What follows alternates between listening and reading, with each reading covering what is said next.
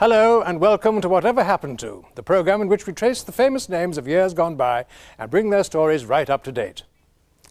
Are you sitting comfortably? Then we'll begin, a special edition for children of all ages. Whatever Happened to Muffin the Mule? One of television's first stars makes a guest appearance as Anna Hume, head of children's television, recalls those classic children's favourites. Remember the Clangers? Their creator, Oliver Postgate, tells where the Clangers and Bagpuss are now.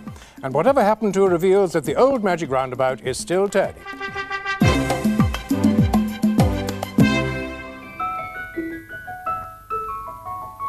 Since the early days of children's television in the 1940s, a succession of endearing characters has charmed generations of younger viewers. Today we find out whatever happened to some of the preschool favourites with the help of Anna Hume, current head of BBC Children's Television. Anna, when you joined children's television in the 60s, what sort of tradition did you inherit? It was a very strong tradition. Children's television had been a great success of those early years, and there had been a great range and variety of excellent children's programmes, almost a golden age. But when I actually joined myself, things weren't quite that good. There weren't being that many programmes made. And I think all of us who started off then felt, well, it is our job to rebuild that tradition and build upon that golden age. What was the attitude to children? It was very cosy, very safe, and a little bit, I think we didn't treat them as though they were intelligent human beings. Well, when did it all start? It started when television started. There were television programmes from Alexandra Palace before the war for children, not many, but a few. And there was a children's programme on air when the television service closed down for the war. It was a Mickey Mouse cartoon, and it stopped in the middle, and when the service restarted after the war, they started again in exactly the same place. Well, it was on October the 30th, 1946, that this star made his first appearance. We want Muffin, Muffin the Mule, dear old Muffin playing the fool. We want Muffin, everybody sing. We want Muffin the Mule. Oh, hello everyone. You see what's going on my piano today. Muffin is packing his suitcase to go away for his holidays. Now what are you doing behind there, Muffin? And here is Muffin with us in the studio. Is he the original Muffin, or have there been others? No, this is the original. This is the one and only. I've never had the pleasure of meeting him before, so it's a nice moment for me. Where does he in fact live now? Oh, well, he's very valuable, of course. He's a museum piece, and he lives in the Museum of the Moving Image on the South Bank in London. He's great, isn't he? Well, he was thought rather revolutionary in his day, wasn't he? Upsetting the children's hour apple cart a bit. Well, indeed. I mean, I think he was considered a bit aggressive and a bit vulgar, and television in itself was thought that. I mean, it wasn't really thought to be a very good idea for children to watch television. They were much better off listening to the radio. What about the other old favourites like Bill and Ben? We've got them here too. Well, Bill and Ben are also very, very valuable, and indeed Bill and Ben was stolen at one stage. They disappeared completely from sight and turned up a number of years later in an auction room and were then rescued, and they are now safely living in the Museum of London. Oh, great, good. What would you say are the main changes in children's programming since those early days? Well, I think we have become much more in the real world. I think we're a lot less cosy than we were. I think we realise that even young children can absorb a great deal and are very intelligent indeed. And one of the things that has changed in particular with programmes for smaller children like these is that the pace has changed. The programmes move much more swiftly than they used to. One of the reasons for that is the influence of an American programme called Sesame Street, which was really the first fast-paced programme for small children, and it worked. And gradually we moved in that direction as well. How do these old favourites compare nowadays with things like Sonic the Hedgehog? Can they compete? They compete on video very well.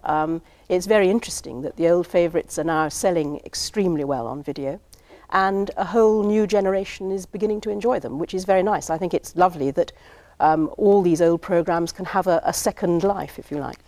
In spite of the fact that children are so much more sophisticated? Yes, but I think children at heart haven't changed all that much. Well, Muffin the Mule and the Flower Pot Men were string puppets, but there were more sophisticated animations to come.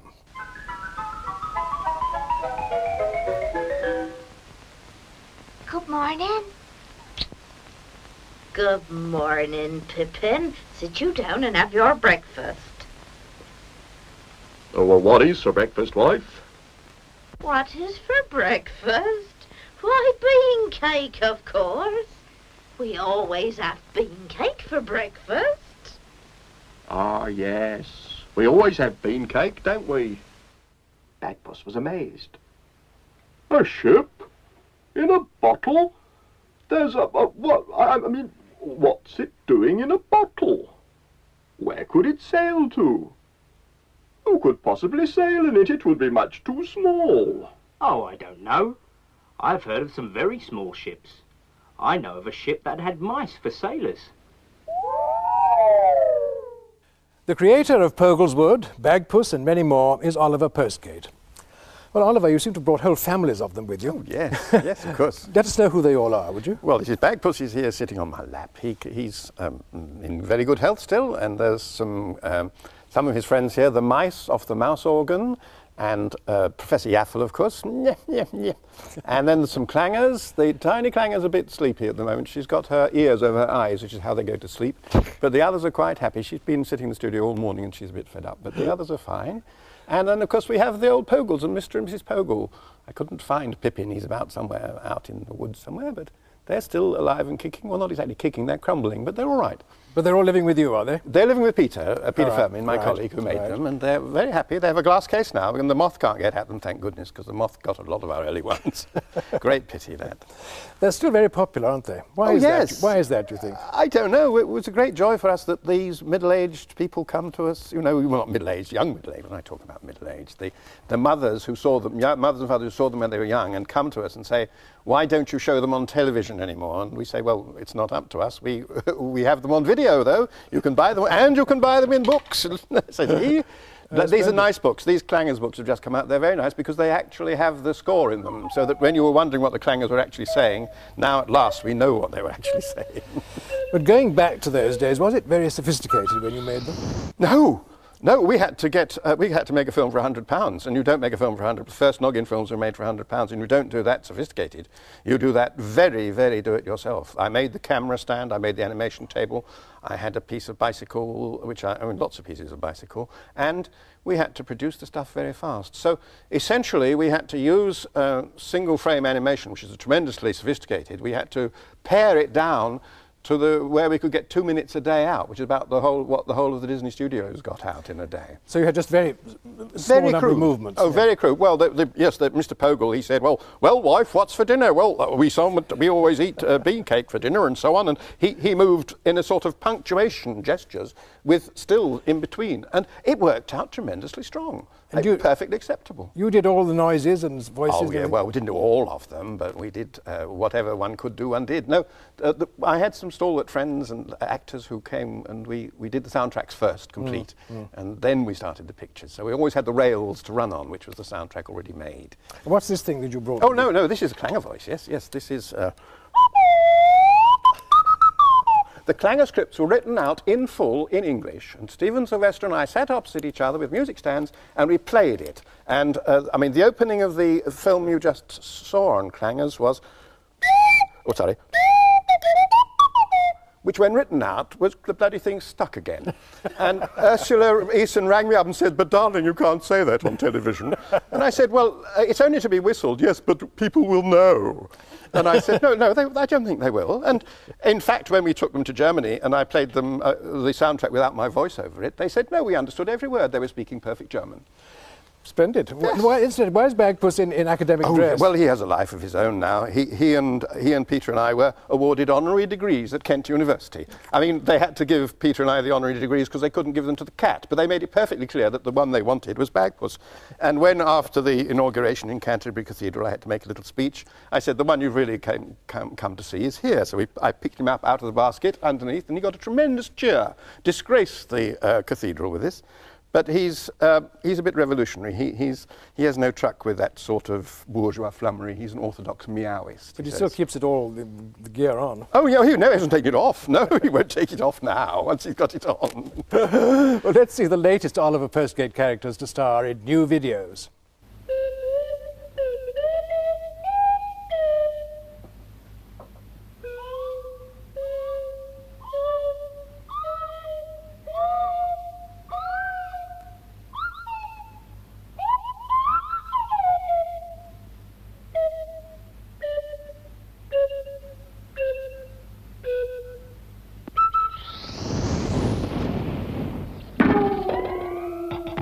hit something. Look out.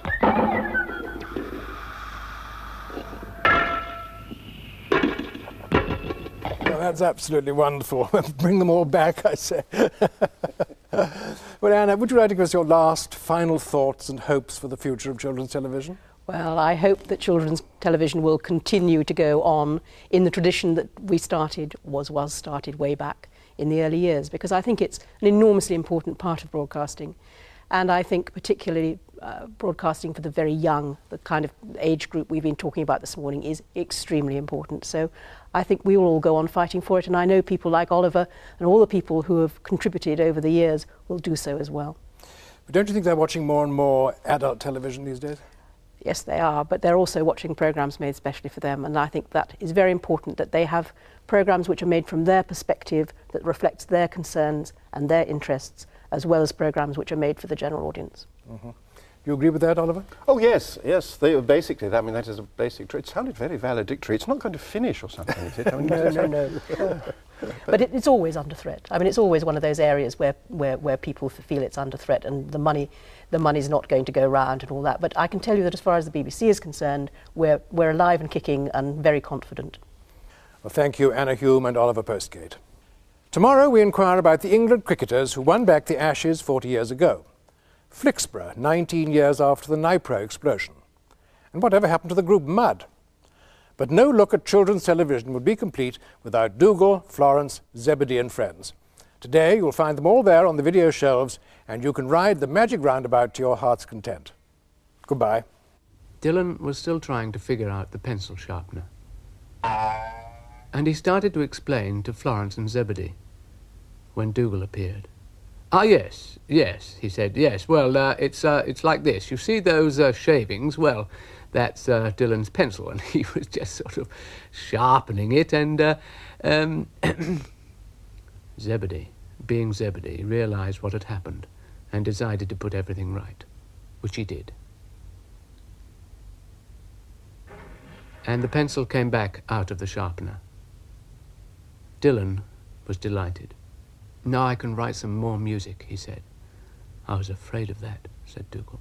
"Oh, joy for the beautiful people," said Dylan. "Goodbye." "He goes on a bit, doesn't he?" said Dougal. "For a rabbit, I mean." "You knew that wasn't a pencil sharpener, didn't you?" said Florence. "No, I didn't," said Dougal. But Zebedee gave him a very hard look. "We'll give you the benefit of the doubt, Dougal," said Florence. "Time for bed," said Zebedee.